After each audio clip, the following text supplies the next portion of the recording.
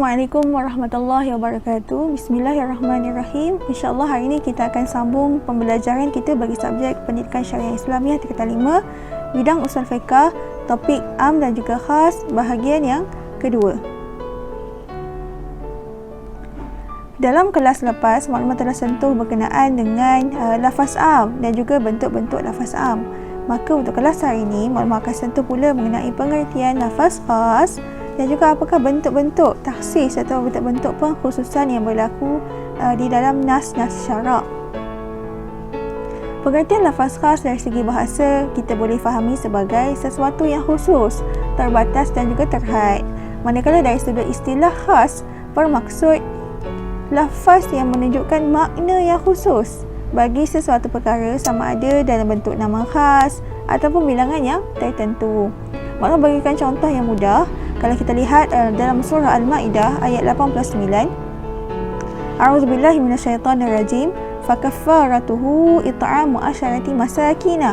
Artinya, maka kafarahnya adalah dengan memberi makan 10 orang miskin. Kalau kita lihat di sini, di dalam ayat ini Allah jelaskan secara terperinci dan juga secara khusus jumlah orang miskin yang perlu diberi makan, iaitu asyarah. Asyarah adalah bilangan. Jadi kita dapat fahami bahawa jumlah yang perlu diberi makan sekiranya seseorang itu dikenakan kafarah adalah 10 orang miskin. Jadi dia tidak boleh lebih dan juga tidak boleh kurang. Kenapa? Kerana ia telah dinyatakan secara tetap dan juga telah dihadkan di dalam ayat ini. Jadi lafaz asyarah adalah lafaz yang khusus ataupun khas.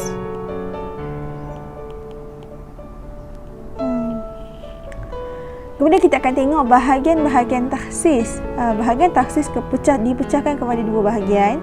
Pertama dengan dalil nas, yang mana kita akan lihat bagaimanakah takhsis itu berlaku di antara Al-Quran dan juga hadis, antara Al-Quran dengan Al-Quran, antara Al-Quran dan hadis dan sebagainya. Kemudian kita akan tengok bahagian takhsis yang kedua, yang mana pengkhususan ataupun takhsis ini berlaku dengan dalil yang bukan nas. Sebagai contoh ijma', kedua uruf, yang ketiga akal dan yang keempat musyahadah dan hissi. Perincian bagi keempat-empat ini kita akan lihat dalam bahagian seterusnya. Bahagian takhsis dengan dalil nas iaitu Al-Quran dan juga hadis terbahagi kepada 4 bentuk. Pertama, takhsis Al-Quran dengan Al-Quran, iaitu datangnya satu Al-Quran, kemudian datang satu lagi ayat yang mengkhususkan ayat yang sebelumnya. Kemudian yang kedua, takhsis Al-Quran dan juga hadis, yang mana pada awalnya datang satu ayat Al-Quran kemudian bersifat umum. Kemudian datangnya hadis daripada Nabi SAW yang mengkhususkan ayat Al-Quran yang umum tersebut.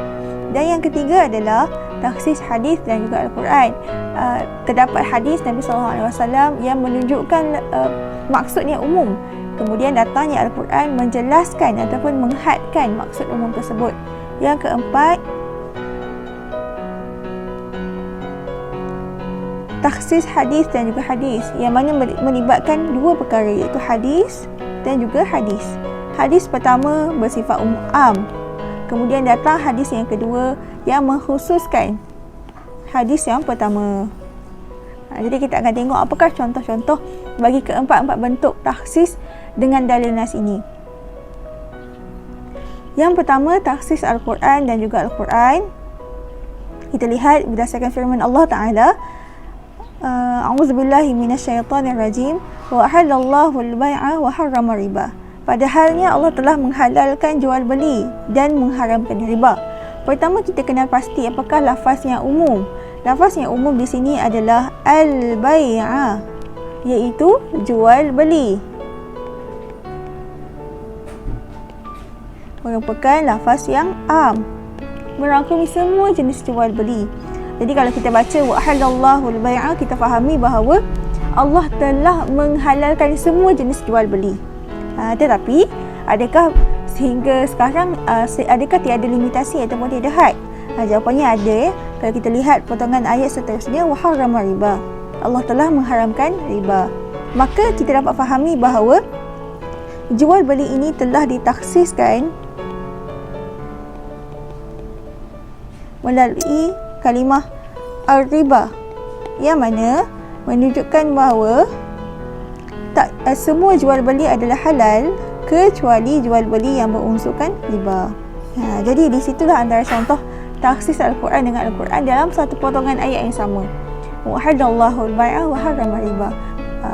Lafaz al-bai'a menunjukkan umum. Kemudian datang potongan seterusnya wa harrama riba yang mengkhususkan bahawa semua jual beli itu halal kecuali jual beli yang berunsurkan riba. Kemudian yang kedua, takhsis Al-Quran dan juga hadis. Apakah contohnya? Contoh yang pertama, daripada surah Al-Ma'idah ayat ketiga, a'udzubillahi minasyaitonirrajim. Hurrimat 'alaikumul maitatu wad-damu. Diharamkan kepada kamu memakan bangkai dan darah. Perkataan yang menunjukkan lafaz am di sini adalah al-maitah.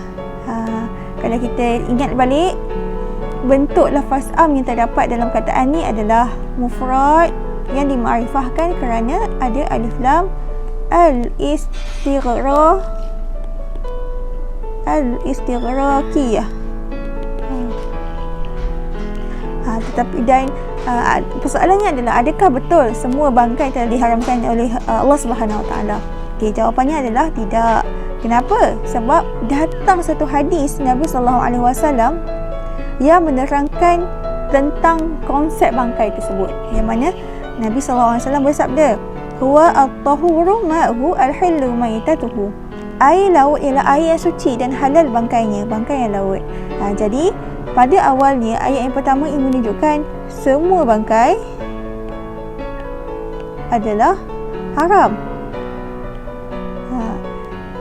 Kemudian datang hadis yang diterangkan oleh Nabi SAW bahawa kecuali bangkai dalam laut, iaitu ikan, ketam dan sebagainya. Jadi keyword di sini adalah ayat yang berkaitan dengan bangkai Al-Maitah, yang mana pada awalnya ayat Al-Quran yang pertama Al-Ma'idah itu semua adalah haram kecuali bangkai yang berada di dalam laut. Kemudian kita tengok bentuk takhsis dengan dalil nas yang jenis ketiga, iaitu takhsis hadis dan juga dengan Al-Quran. Yang mana pertama kita lihat ada satu hadis riwayat Bukhari dan juga Muslim, sabda Nabi SAW, la yaqbalullahu salata ahadikum idza ahdatha hatta yatawadda'a. Allah Subhanahu Wa Taala tidak menerima solat seseorang apabila dia berhadas sehingga dia berwuduk. Jadi kita lihat apakah perkataan yang mempunyai unsur lafaz am di sini. Ahadukum. Bentuk dia apa? Bentuk dia adalah mufrad yang ada idhafah. Kum di sini adalah idhafah. Jadi ia salah satu daripada bentuk lafaz am. Jadi persoalannya, adakah betul? Adakah memang semua orang wajib untuk mengambil wuduk untuk menunaikan solat? Jadi ayat pertama, hadis pertama ini menunjukkan keumuman ataupun sifat yang umum. Semua individu wajib berwuduk sebelum menunaikan solat. Iaitu apabila dia berhadas, dia kena berwuduk dan barulah dia boleh solat, kan? Kemudian hadis ini sebenarnya yang bersifat umum telah dikhususkan. Kemudian telah dikhususkan oleh satu ayat Al-Quran daripada surah An-Nisa ayat 43. Yang mana ayat yang surah An-Nisa ayat 43 ini menerangkan bahawa ada beberapa situasi seseorang tak mampu untuk berwuduk. Jadi dia buat apa? Dia bertayamum. Ingat yang awal ni bagi tahu tentang semua wajib berwuduk. Kemudian telah dikhususkan dalam ayat yang kedua ataupun ayat Al-Quran surah An-Nisa, yang mana dalam beberapa situasi seseorang tidak mampu berwuduk, maka dia boleh bertayamum. Jadi hadis ini menjelaskan wajib berwuduk sebelum menunaikan solat, hadis yang pertama ni. Tetapi hadis yang bersifat umum ini telah ditakhsiskan dengan ayat Al-Quran supaya bertayamum ketika ketiadaan air. Yang mana dalam ayat ini disebutkan jika kamu sakit, wa in kuntum marada, jika kamu sakit, au ala safarin, ataupun dalam perjalanan, au jaa ahadukum minkum minal ghaid aw lamastumun nisa falam tajidu ma, ataupun salah seorang daripada kamu datang daripada tempat buang air atau kamu telah menyentuh perempuan, kemudian kamu tidak mendapati air. Jadi apabila tiada air, maka dibenarkan untuk bertayamum. Jadi ini adalah contoh yang ketiga lah, taksis hadis dan juga Al-Quran. Hadis yang pada awalnya bersifat umum telah dikhususkan ataupun diperincikan apabila datangnya surah An-Nisa ayat ke-43. Jadi keywordnya adalah wajib berwuduk kecuali jika tiada air, iaitu boleh bertayamum. Bentuk yang keempat, taksis hadis dan juga hadis, yang mana hadis pertama bersifat umum, kemudian datangnya hadis yang kedua yang mengkhususkan hadis pertama tersebut. Contohnya apa? Kita lihat dalam satu hadis riwayat Abu Dawud. Idza kana al-ma'u qullataini lam yahmil khabath. Apabila air itu mencukupi 2 kulah, ia tidak najis. Yang mana perkataan al-ma' di sini menunjukkan semua jenis air. Tidak kiralah air itu warna kuning ke, air itu warna hitam ke, ataupun air yang jernih. Yang mana selagi mana dalam hadis tersebut dia mencukupi 2 kolah, maka dia tidak akan bernajis.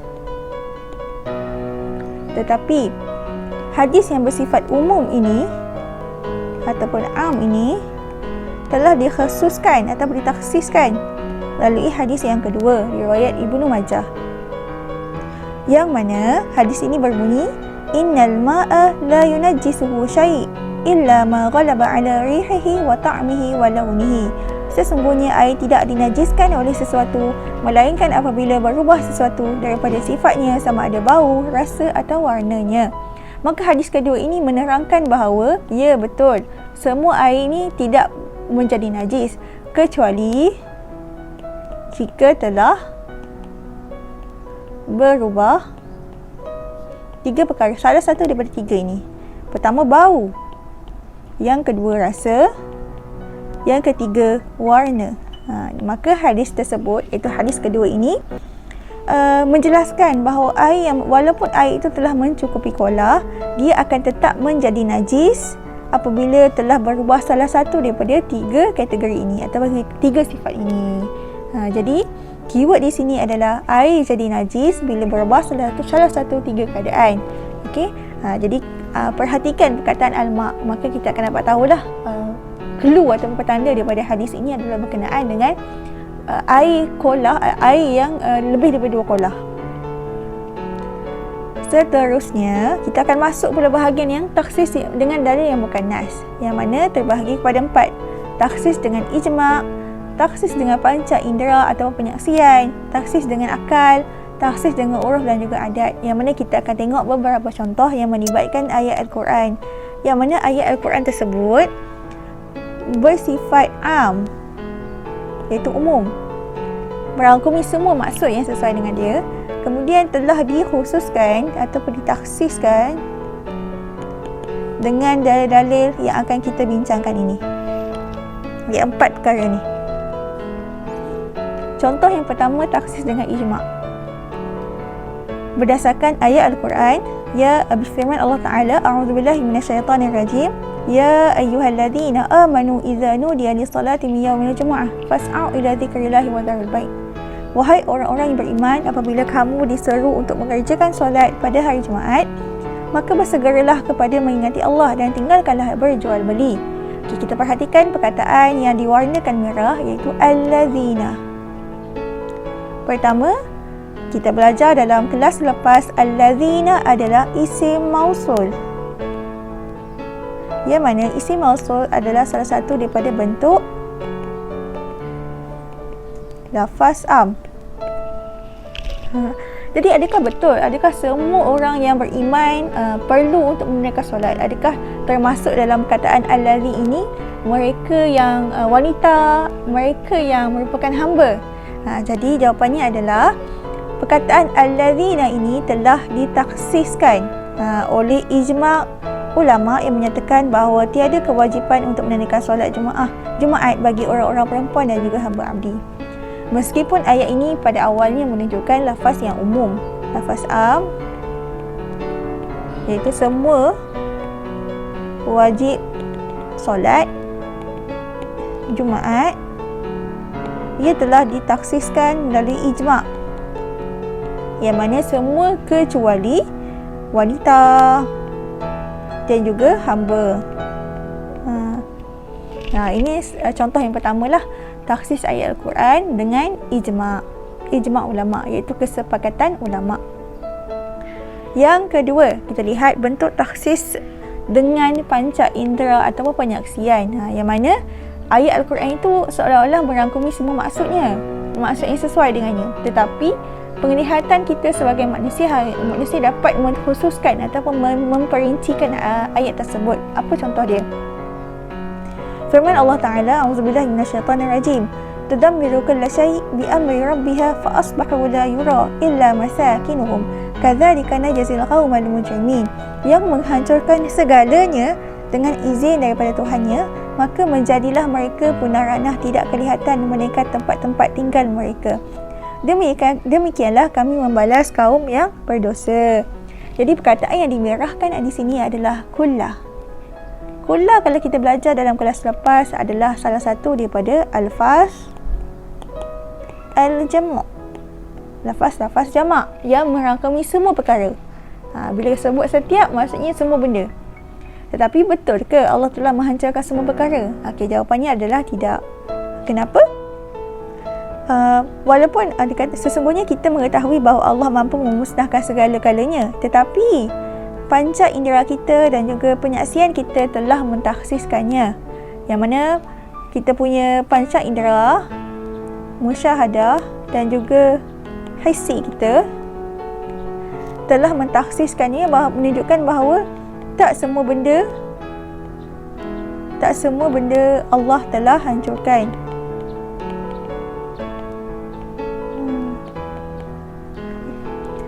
Dan ayat ini kalau kita tengok, ia adalah berkaitan dengan kaum Ad, iaitu kaum Nabi Hud. Jadi apa yang kita boleh fahami adalah, meskipun apabila kita baca surah Al-A'qaf ayat 25 disebutkan tudammiru kulla syai', telah dihancurkan semua perkara yang ada di langit dan di bumi, tetapi kulla di sini meskipun merupakan lafaz yang jamak, iaitu lafaz yang umum, ia telah ditaksiskan dengan panca indera kita sendiri, manusia, yang mana sampai ke hari ini kita lihat adanya bulan, adanya bintang, adanya matahari. Maksudnya ada beberapa perkara yang Allah tidak hancurkan dalam azab diturunkan kepada kaum Nabi Ad. Yang ketiga, taksis dengan akal. Bagaimana? Firman Allah Ta'ala, A'udzubillahi minasyaitanirrajim, Qulillahu khaliqu kulli syai' wa huwal wahidul qahhar. Katakanlah, Allah jualah yang menciptakan tiap-tiap sesuatu dan dialah Maha Esa lagi Maha Kuasa. Perkataan yang dimerahkan adalah kulli. Sama juga, kulli adalah salah satu daripada alfaz al-jama', yang mana merupakan bentuk pertama bagi lafaz am. Kalau sekali imbas kita akan faham Allah cipta semua benda, tetapi adakah termasuk dalam ciptaan Allah ini zat Allah itu sendiri? Jadi jawapannya tidak. Kita dapat fahami bahawa Allah menciptakan segala sesuatu, tetapi akal kita telah mentaksiskan bahawa Allah tidak menciptakan zatnya sendiri. Maka pengetahuan kita, ilmu kita, akal fikiran kita telah memperincikan ayat ini, yang mana menjelaskan bahawa memang Allah ciptakan semua benda, tetapi zat Allah itu bukannya diciptakan. Zat Allah itu bersifat, zat Allah itu bukannya diciptakan oleh Allah. Allah menciptakan semua benda tapi tidak menciptakan zatnya. Yang keempat, taksis dengan uruf dan juga adat. Bagaimana datang satu ayat Al-Quran kemudian telah ditaksiskan, ayat Al-Quran tersebut bersifat umum, kemudian telah ditaksiskan berdasarkan uruf dan juga adat. Contohnya bagaimana? Dalam surah An-Naml ayat 23. A'udzubillahi minasyaitanirrajim. Inni wajadtu imra'atan tamlikuhum wa utiyat min kulli syai' wa laha 'arsyun 'azim. Sesungguhnya aku dapati seorang perempuan memerintah mereka dan dia telah diberikan kepadanya daripada tiap-tiap sesuatu dan ia pula mempunyai singgasana yang besar. Pertamanya, ayat ini berkaitan dengan kisah Balqis yang mempunyai segala-galanya. Okey, dan yang kedua, ia adalah dialog untuk secara ringkaslah gambaran ayat ini. Ayat ini merupakan dialog antara burung hudhud dan juga Nabi Sulaiman. Yang mana kita tahu cerita dia, burung hudhud telah terlambat. Kemudian Nabi Sulaiman hampir sahaja untuk membunuh burung tu. Tapi jika hudhud datang tanpa sebarang alasan kan. Kemudian hudhud pun ceritakanlah kepada Nabi Sulaiman bahawa dia telah menjumpa kaum Sabak. Yang mana negeri Sabak itu telah diperintah oleh seorang wanita. Yang mana dia kata ini wajah tumra'atu tamlikuhum wa utiyat min kulli syai'. Yang mana wanita itu dikatakan mempunyai segala-galanya. Kulli. Jadi perkataan kulli di sini merupakan alfaz al-jama' lafaz jamak. Adakah benar Balqis mempunyai semua benda? Adakah termasuk dalam harta kekayaan Balqis ni kerajaan Nabi Sulaiman? Okey, jawapannya tak kan. Sebab kita tahu kerajaan Nabi Sulaiman mempunyai kerajaannya sendiri. Maksudnya Nabi Sulaiman pun ada anugerah yang telah diberikan kepadanya. Jadi ayat ini menunjukkan Balqis mempunyai segala-galanya, walau bagaimanapun adat kebiasaan menunjukkan harta Nabi Sulaiman tidak termasuk dalam penguasaannya. Sebab bahkan kerajaan Nabi Sulaiman bukanlah milik Balqis pun. Jadi walaupun perkataan kulli itu menunjukkan semua benda, maksudnya Balqis ni seolah-olah mempunyai semua benda, tetapi adat ataupun uruf pada waktu itu mengetahui bahawa kerajaan Sulaiman tidak dipimpin pun oleh Ratu Balqis. Jadi ini adalah contoh takhsis dengan uruf dan juga adat. Okey, jadi apa sebenarnya kepentingan kita belajar am dan khas ni? Banyak benda kan melibatkan Al-Quran dan juga hadis, yang mana mungkin agak susah untuk kita fahami, tapi kenapa kita kena belajar juga? Pertama, untuk kita aplikasikan am dan khas pada hukum yang betul. Sebagai contoh, berkenaan dengan wanita yang dalam iddah. Dalam ayat Al-Quran ada ayat yang menyebutkan al-mutallaqat, iaitu semua wanita yang telah ditalakkan perlu menjalani iddah selama 3 quru ataupun 3 bulan, 3 kali haid dan juga 3 kali suci. Tetapi kalaulah kita tidak mempelajari am dan juga khas ni, kita akan beramal dengan hukum yang salah. Sebab itu apabila kita belajar am dan khas, kita boleh lebih bijak berinteraksi dengan Al-Quran. Apabila kita baca ayat-ayat hukum, ayat-ayat yang mempunyai unsur hukum, kita faham ayat ini mesti ditakhsiskan ataupun mesti ada penerangan ayat tersebut. Maka kita tak akan ambil ayat itu secara sembrono. Kemudian yang kedua, tidak mengumumkan satu dalil yang telah dikhususkan. Dengan arti kata lain, kalau sebagai contoh berkaitan dengan bangkai, kalau dah seseorang itu tidak belajar tentang am dan juga khas, dia akan anggap semua bangkai ini adalah haram, ikan pun tak boleh makan. Tetapi apabila kita dah belajar tentang am dan khas, kita tahu bangkai yang berada di dalam laut boleh dimakan, sebab telah diperincikan ayat yang sebelum tu. Yang ketiga, kita belajar hukum yang dikeluarkan tepat ikut syarak. Kenapa kita belajar? Supaya hukum yang dikeluarkan itu adalah tepat mengikut syarak, bukan semata-mata berdasarkan akal fikiran kita, tetapi juga berdasarkan kata dalil dan juga dalil nas yang lebih kukuh, yang lebih kuat, yang mengkhususkan ayat tersebut. Ruang lingkup pelaksanaan kaedah am dan khas. Pertama, apabila kita belajar kaedah usul fiqh, yang mana ada ayat yang bersifat umum, ada ayat yang bersifat khusus, dan ada ayat yang mengkhususkan yang umum, maka kaedah ini terpakai dalam semua dalil Al-Quran dan juga hadis. Maksudnya semua Al-Quran, semua ayat-ayat yang kita baca dalam Al-Quran itu boleh dikhususkan sekiranya ada. Maksudnya kita kena carilah. Kemudian yang kedua, tapi untuk lafaz am, kita perlu cari dulu dalil yang mentaksiskannya sebelum kita beramal. Kalaulah kita nampak perkataan-perkataan yang ayat ini bersifat umum, merangkumi semua umat Islam. Contoh tadi, perkataan berkaitan dengan solat Jumaat. Ya ayyuhallazina amanu idza nudiya lis-salati yaumil jumu'ah. Allazina kat situ. Kalau kita baca ataupun secara terjemahan, kita nampak seolah-olah perintah kepada semua umat Islam. Tak kiralah lelaki ke, perempuan ke, hamba ke atau tidak kan. Okey, jadi kalaulah kita mendapati ayat yang bersifat umum ini, maka kita perlu cari dulu dalil-dalil yang mentakhsiskannya atau memperincikannya sebelum kita beramal. Dan kalaulah tak ada, maksudnya kalaulah kita dah tengok dalam buku-buku, kita dah tengok dalam tafsir dan sebagainya, tak ada ayat yang datang mentakhsiskannya, barulah kita boleh beramal dengan lafaz am tersebut. Dan ini adalah pendapat jumhur ulama. Okey, jadi untuk bahagian kedua kita telah tamat dan kita akan masuk pada bahagian ketiga, iaitu analisis beberapa contoh-contoh ayat Al-Quran yang telah ditaksiskan oleh hadis, oleh Al-Quran dan juga oleh ijma' panca indera, akal dan sebagainya. Jadi kita akan masuk dalam bahagian yang ketiga dalam video yang akan datang. Wallahu a'lam bishawab. Assalamualaikum warahmatullahi wabarakatuh.